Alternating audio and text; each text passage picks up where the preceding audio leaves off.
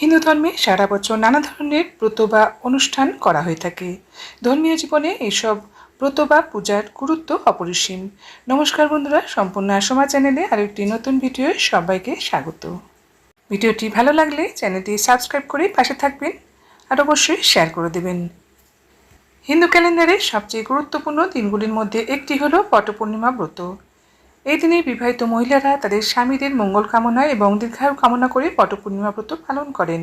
তবে কিছু ভারতীয় রাজ্যে অমাবস্যা বট সাবিত্রী ব্রত পালন করা হয়, আবার কিছু রাজ্যে পূর্ণিমা দিনে উপবাস পালন করা হয়। উভয়ই কিন্তু জ্যৈষ্ঠ মাসেই করা হয়ে থাকে। তাহলে চলুন এবার জেনে নিই বটপূর্ণিমা ব্রতর সময়সূচি। বটপূর্ণিমা 2026-এর বিস্তারিত সময় ও তিথি। পূর্ণিমা তিথি শুরু 19শে জুন 2026 ভোর 3:06 এবং পূর্ণিমা তিথি শেষ 30শে জুন 2026 ভোর 5:26। পূর্ণিমা অন্যতম একটি গুরুত্বপূর্ণ দিন। বছরে মোট 12টি পূর্ণিমা পালিত হয়। হিন্দুদের কাছে পটপূর্ণিমার একটি বিশেষ ধর্মীয় ও আধ্যাত্মিক তাৎপর্য রয়েছে। পটপূর্ণিমার সবচেয়ে বিশেষ দিন, যেদিন বিবাহিত মহিলারা তাদের স্বামীর দীর্ঘায়ু ও মঙ্গল কামনার জন্য সূর্যোদয় থেকে সূর্যাস্ত পর্যন্ত নির্জলা উপবাস পালন করেন।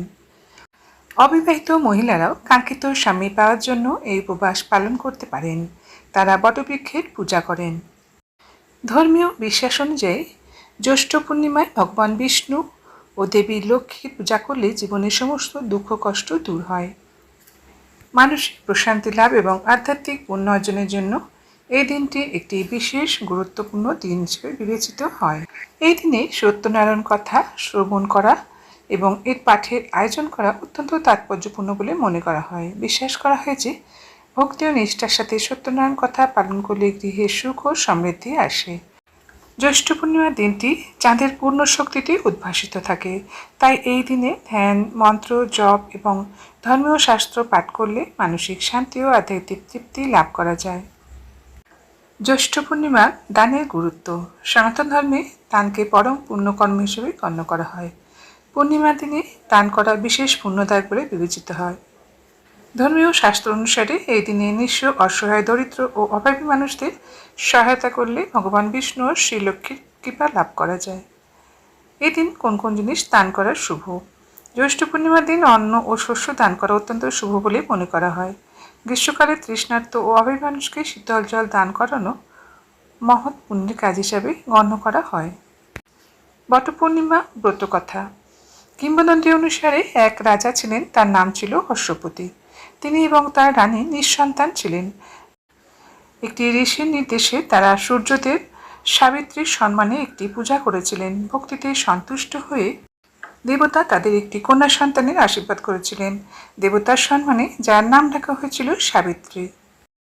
বেশ কয়েক বছর পর সাবিত্রী যখন বিবাহযোগ্য হয়েছেন, তখন রাজা সাবিত্রীকে তার নিজের জন্য উপযুক্ত পাত্র খুঁজে বের করতে বললেন।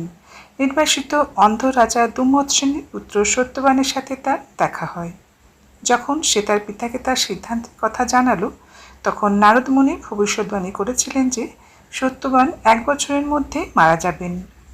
এরপর সাবিত্রী ও সত্যবানের বিবাহ সম্পন্ন হয়। তারা সুখে এবং শান্তিতে তাদের বিবাহিত জীবন অতিবাহিত করেন। 1 বছর পর যখন সত্যবানের মৃত্যুর সময় ঘনিয়ে আসে, সাবিত্রী উপবাস শুরু করেন এবং সত্যবানের মৃত্যুর নির্ধারিত দিনে তিনি তার সাথে বনে যান। হঠাৎ সত্যবান একটি বটবৃক্ষের কাছে পড়ে যান। শীঘ্রই যম আবির্ভূত হন এবং সত্যবানকে নিয়ে যেতে উদ্যত হন। সাবিত্রী যমকে বলেন, যদি আপনি তাকে নিয়ে যেতে চান তাহলে আমাকেও আপনার সাথে নিয়ে যেতে হবে, কারণ আমি একজন সতী নারী। যম তাকে বহু অনুনয় বিনয় করলেও সাবিত্রী কিন্তু তার সংকল্পে দৃঢ় রইলেন। তার দৃঢ় সংকল্প দেখে ভগবান যম তাকে 3টি ইচ্ছা প্রার্থনা করার বর দেন। তার প্রথম ইচ্ছায় তিনি যমরাজের কাছে তার শ্বশুরকে দৃষ্টিশক্তি দান করার জন্য অনুরোধ করেন। দ্বিতীয়বারে তিনি তার বাবার জন্য 100 পুত্র প্রার্থনা করেন এবং শেষ এবং তৃতীয়বারে তিনি সত্যবানের কাছ থেকে একটি পুত্রই প্রার্থনা করেন। সাবিত্রীর সমস্ত কথা শুনে যমরাজ তার সব ইচ্ছা পূরণ করতে রাজি হয়েছিলেন এবং সত্যবানকে সাথে নিয়ে চলে যেতে যাচ্ছিলেন। সাবিত্রী তাকে থামিয়ে বললেন, তার স্বামী সত্যবান ছাড়া কীভাবে পুত্র সন্তান তিনি লাভ করবেন।